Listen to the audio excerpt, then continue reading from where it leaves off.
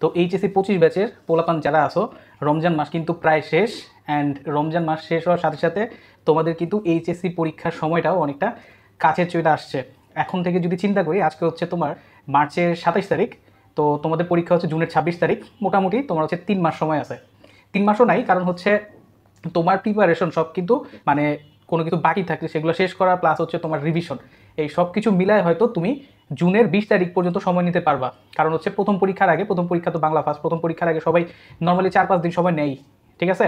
তো তোমার হাতে কিন্তু 3 মাসও সময় নেই, খুবই কম সময় আছে। আজকের ভিডিওটা মেনলি হচ্ছে তাদের জন্য যারা এখনো পর্যন্ত সিলেবাস গুছায় উঠতে পারো না। এরকম কিন্তু অনেক পোলাপানি আসো যারা এখনো পর্যন্ত সিলেবাস শেষ করতে পারো নাই, অ্যান্ড রিভিশন দেওয়া তো পরের কথা। তো তাদের জন্য মিলিয়ে আজকের ভিডিওতে আমি যারা সিলেবাস শেষ করে ফেলছো, রিভিশন করতেছো, তাদের নিয়ে কিছু বলবো না। তোমরা রিভিশন করতে করতে যদি হাঁপায় যাও, সেই ক্ষেত্রে মনে করো যদি ফর এক্সাম্পল তুমি হচ্ছে এইচএসসির পরে ইঞ্জিনিয়ারিং প্রিপারেশন নিবা, তাহলে ইঞ্জিনিয়ারিং কোশ্চেন ব্যাংক দেখতে পারো, একটু নাড়াচাড়া করে দেখতে পারো।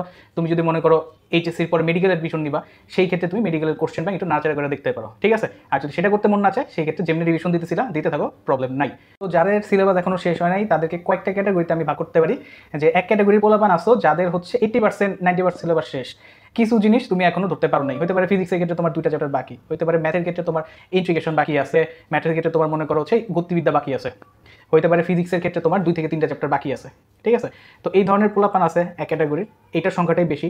আরেক ধরনের পোলাপান আসো যাদের মনে করো 50% সিলেবাস হয়তো কোনো রকমে শেষ হয়েছে, সেগুলো ভালো মতো রিভিশন হয় নাই, আর 50% টাচই করে নাই, ঠিক আছে? 11 পর্যন্ত সে খুলেই দেখে নাই। তো এই সংখ্যক পোলাপানও কিন্তু মোটামুটি ভালো পরিমাণেই আছে।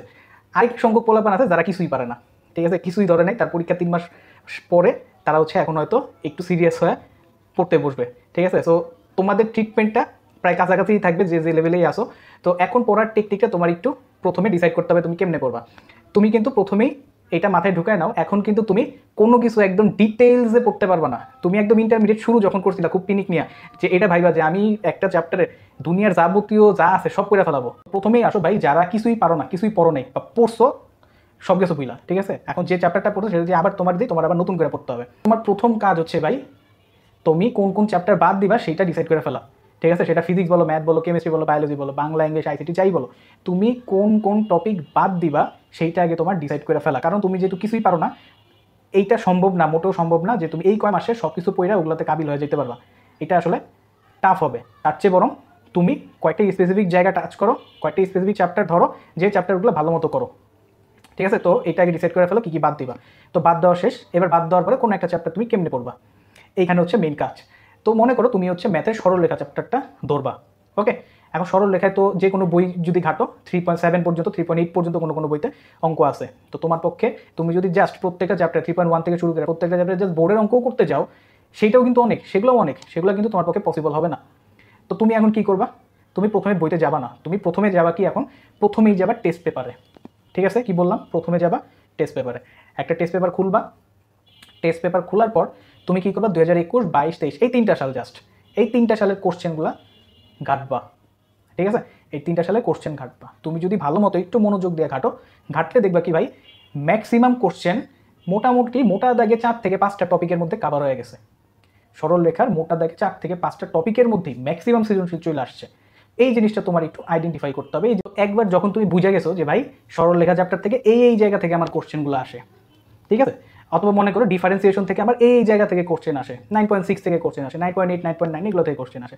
এই জিনিসগুলো যখন তুমি বুঝে যাবা, টপিকটা যখন তোমার আয়ত্তে চলে আসবে, বুঝে ফেলবা, তখন তুমি করবা কি ভাই, তুমি করবা কি একটা ওয়ান শট পিক করবা, যে কোনো একটা ওয়ান শট, যে কোনো টিচারের একটা ওয়ান শট পিক করবা। তো ওয়ান শট পিক করার পরে করবা কি, তুমি একটু টাইনা দেখবা ভাইয়ে কোন জায়গাতে ওই টপিকগুলো পড়াইতেছে, ওকে? তো একটু টাইনা ওই টপিকগুলোতে যাও, ওই টপিকটা ভাইয়ের কাছ থেকে ভালো মতো বুঝবা, ভাই যে অঙ্কগুলো করাবে সেগুলো একটু ভালো মতো কইরা ফেলবা। করার পর তারপর তুমি করবা কি, তোমার কোশ্চেন ব্যাংকে আবার টেস্ট পেপারে আবার ফিরে আসবা, আইসা ওই টপিক রিলেটেড সৃজনশীলগুলো কইরা ফেলবা, তোমার কাহিনী শেষ, ঠিক আছে? তো এইভাবে হচ্ছে তুমি যে কোনো একটা চ্যাপ্টার শেষ করবা। প্রথমে টেস্ট পেপার যাবা, সেইখানে একটু তোমার 1-1.5 ঘন্টা সময় লাগতে পারে, বাট এটা তোমার অনেক হেল্প করবে। প্রথমে টেস্ট পেপারে চলে যাবা, ফার্স্টে টপিকগুলো আইডেন্টিফাই করে ফেলবা কোনখান থেকে সৃজনশীল আসতেছে, দেন তুমি যে কোনো একটা ওয়ান শট পিক করবা, সেই ওয়ান শটের ভাই কোন জায়গাতে ওই টপিকগুলো পড়েছে ওই টাইম ফ্রেমে চলে যাবা, দেন হচ্ছে টপিকটা বুঝা ভাই যে অঙ্কগুলো করাবে সেগুলো বুঝা ফেলবা। তারপর তোমার আবার টেস্ট পেপারে আইসা ওই রিলেটেড অঙ্কগুলো করবা। তোমার একটা টপিক বা একটা চ্যাপ্টার এইভাবে তোমার খতম দেওয়া লাগবে। এটা শুধু ম্যাথ না, তোমার হচ্ছে কেমিস্ট্রির ক্ষেত্রেও সেম কথা। কেমিস্ট্রির ক্ষেত্র ফর এক্সাম্পল তুমি ফার্স্ট পার্টের 4 নম্বর যে চ্যাপ্টার আছে তোমার হচ্ছে রাসায়নিক বিক্রিয়া ও সাম্যাবস্থার যে চ্যাপ্টারটা, ওই চ্যাপ্টার তুমি শুরু করতে চাইতেছো, তুমি কি বইয়ের শুরু থেকে পড়তে শুরু করবা? হ্যাঁ, বইয়ের শুরু থেকে গ্রিন কেমিস্ট্রি কাকে বলে, তারপর গ্রিন কেমিস্ট্রি নীতিফিতি এইসব কি পড়তে শুরু করবা? পড়তে শুরু করতেই পারবা, শেষ করতে পারবা না। ঠিক আছে, ওইখান থেকে কোশ্চেন আসে কোথায়? কেপিকেসি থেকে কোশ্চেন আসে, ওইখান থেকে কোশ্চেন আসে বাবার দ্রবণ থেকে কোশ্চেন আসে। ঠিক আছে, অসওয়াল্ডের লঘুকরণ সূত্র থেকে কোশ্চেন আসে। কথা বুঝতে পারছি? তারপর মনে করো তুমি সেকেন্ড পার্টের 3 নাম্বার চ্যাপ্টার পড়বা, অনেকে ম্যাথমেটিক মানে এই জায়গার অঙ্ক একটু ভয় পাও, সেখান থেকে কোশ্চেন আসে কি তোমার হচ্ছে আয়ন ইলেকট্রন পদ্ধতিতে জারণ বিজারণ সমতা সমীকরণ সমাধান করা। দেন সেই সমীকরণ থেকে তোমার হচ্ছে বিভিন্ন জিনিসপাতি কত ml লাগবে, কত মোলারিটি লাগবে, এইসব অঙ্ক টঙ্ক। তো প্রথমে তুমি টেস্ট পেপার দেখবা, টেস্ট পেপারটা একটু ভালো মতো দেখবা, জাস্ট 21, 22, 23 কোশ্চেন দেখবা, তাহলে তুমি বুঝে যাবে একটা চ্যাপ্টারে কোন জায়গা থেকে কোশ্চেন আসতেছে। তারপর তোমার কাজ আগের মতোই একটা ওয়ান শট ধরবা, যে কোনো ভাই হাজার হাজার ভাই এখানে ভালো ভালো ওয়ান শট রেডি করতেছে। ঠিক আছে, ওয়ান শটে ঢুকবা, একটু টাইনে টাইনে দেখবা এই টপিকটা ভাই কোন জায়গাতে পড়াইতেছে, ওই টপিকে চলে যাবা ডিরেক্ট। তারপর টপিকটা ভাইয়ের কাছে ভালো মতো বুঝবা, ভাই যে অঙ্কগুলো করবে ভালো মতো করবা, তারপর আবার ব্যাক করবা কই তোমার টেস্ট পেপারের ওই কোশ্চেনগুলো তুমি কইরা ফেলবা। কিছু জিনিস তুমি পারবা না, সলিউশন দেখে শেষ করবা। ঠিক আছে, কেমিস্ট্রির ক্ষেত্রে এরকম। আর ফিজিক্সের ক্ষেত্রে আমি বলবো কি যে ভাই, ফিজিক্সের ক্ষেত্রে প্রথমত ওই সেম যে টপিক থেকে কোশ্চেন আসে সেগুলো একটু আইডেন্টিফাই করে ফেলা, তারপর ফিজিক্সের থিওরিটিক্যাল কথাবার্তাগুলো একটু বুঝা, ওই আগের মতোই ওয়ান শটে ঢুকবা, ঢুইকা থিওরিটিক্যাল কথাবার্তাগুলো একটু বুঝবা, কোন সূত্রের কী মিনিং, কোনটা কিসে ইউজ হবে, একটু চেঞ্জ করে দিলে কী হইতে পারে, যে কোনো একটা ভাইয়ের ক্লাস দেখে বুঝে ফেলবা। তারপর এই জায়গাতে তোমার কাজ হবে ইসাক স্যার অথবা তপন স্যার, এই দুই স্যারের বইয়ের যে কোনো একটা নিবা, তোমার দুইটা করার সময় নেই, যে কোনো একটা বইয়ের মানে এক্সাম্পলে যে অঙ্কগুলো কইরা দেওয়া আছে না ভাই, সেগুলো একটু ভালো মতো কইরা ফেলবা। এগুলো একটু করতে হবে, ফিজিক্সের ক্ষেত্রে একটু করতে হবে। ঠিক আছে, সেই অঙ্কগুলো ভালো মতো করবা, করার পর এইখান থেকে তারপর তুমি করবা কি যে তোমার টেস্ট পেপারে চলে যায় সেইখানে 21, 22, 23 যে কোশ্চেনগুলো আছে সেগুলো একটু কইরা ফেলবা। ফিজিক্সে একটু খাটাখাটি করা লাগবে, নয়তো দেখা যাবে তুমি হচ্ছে অ্যান্সার করতে পারতেছো না। ম্যাথ আর কেমিস্ট্রি একদম ডিরেক্ট কমন ফেলা দেওয়া যায়, বাট ফিজিক্সের ক্ষেত্রে একটু তোমার ইনসাইট গ্রো করাইতে হবে, নয়তো সমস্যা। এই কারণে প্রথমে টপিক সিলেক্ট কইরা ভাইয়ের থেকে বুঝবা, তারপর কী করবা ভাই, তারপর হচ্ছে টেস্ট পেপারে 21, 22, 23 যে কোশ্চেনগুলো আসছে সেখান থেকে সেগুলো দেখবা। আর হচ্ছে তোমার ইসাক স্যার বা তপন স্যার, যে আমি বলবো ইসাক স্যারের বই হচ্ছে তোমার এক্সাম্পলে যে অঙ্কগুলো করে দেওয়া আছে সেগুলো মাস্ট একটু করে ফেলবা। ওকে, তো এইভাবে তুমি যে কোনো একটা চ্যাপ্টারকে অ্যাপ্রোচ করবা, শেষ করবা। তোমার টাইমলাইন এখন থেকে, আজকে হচ্ছে মনে করো মার্চের 27 তারিখ, তুমি অবশ্যই মার্চ, এপ্রিল, মে মাসের 25 তারিখ থেকে 30 তারিখের মধ্যে তুমি সব কিছু শেষ করবা অ্যাটলিস্ট, এটা তোমার টার্গেট হবে। বা আরেকটু কম, মে মাসের 25 তারিখের মধ্যে তোমার ফিজিক্স, কেমিস্ট্রি, ম্যাথ, বায়োলজি যেগুলো বাকি আছে এগুলো শেষ করতে হবে। ওকে, তো ভয় পাওয়ার কিছু নাই, এখনও অনেক সময় আছে। ঠিক আছে, এখন তুমি তোমার এমন অবস্থা, তুমি চাইলে দিনে দেখা যাবে অ্যাটলিস্ট 18 থেকে 20 ঘন্টা পড়তে পারবো, যদি তুমি তোমার সেই পিনিকটা থাকে আর কি। ঠিক আছে, সেই কি বলে আকাঙ্ক্ষাটা থাকে ভালো করার, তুমি অবশ্যই পারবা। টেনশন নেওয়ার কিছু নাই, এখনও সময় আছে। টেনশন নিয়ে না পড়া বসে থাকার চেয়ে কিছু পড়া ভালো। যেমনি বললাম এমনি করো, দেখবা তোমার মধ্যে কনফিডেন্স লেভেল গ্রো করতে থাকবে, যত বেশি কনফিডেন্স গ্রো করবে তত দেখবা পড়ার গতি বেড়ে গেছে, ভালো করতেছো। ওকে, তো এইভাবে তুমি হচ্ছে তোমার এই 3টা মাস সাজাও।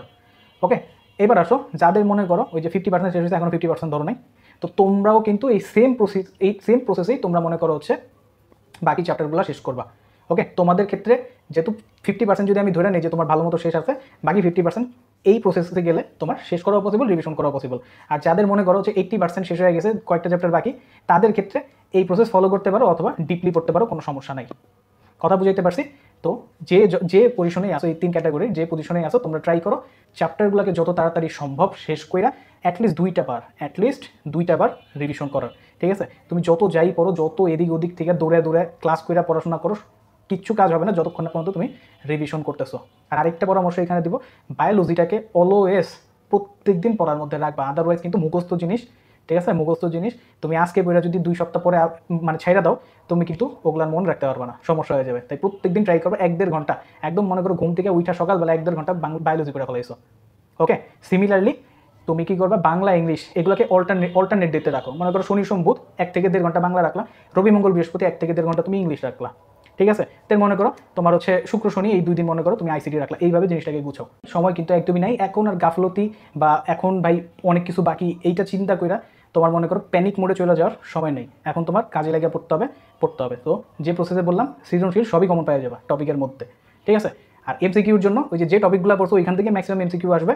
আর এমসিকিউ যদি আরও বেটার করতে চাও, সেই ক্ষেত্রে তুমি আমাদের যে এমসিকিউ প্রোগ্রামটা আছে সেখানে এনরোল করে দেখতে পারো। ওইখানে আমরা যে এমসিকিউগুলো পরীক্ষায় দিছি সেইখান থেকে মাস্ট কমন পড়বেই। ঠিক আছে, সেখান থেকে মাস্ট কমন পড়বেই। আমরা পরীক্ষা নিতেছি, বাট আমাদের মেইন উদ্দেশ্য পরীক্ষা না, আমাদের উদ্দেশ্য যে কয়টা প্রশ্ন দিতেছি এই কয়টা প্রশ্ন যাতে পোলাপান পারে। সলভ ভিডিও আছে, কোনো কিছু না পারলে সলভ ভিডিও দেখা তোমার হচ্ছে জিনিসগুলো তুমি সমাধান করে নিবা, শিখা ফেলবা, গ্যারান্টি এর বাইরে কিছু আসবে না। ঠিক আছে, তো যদি চাও জয়েন করতে পারো।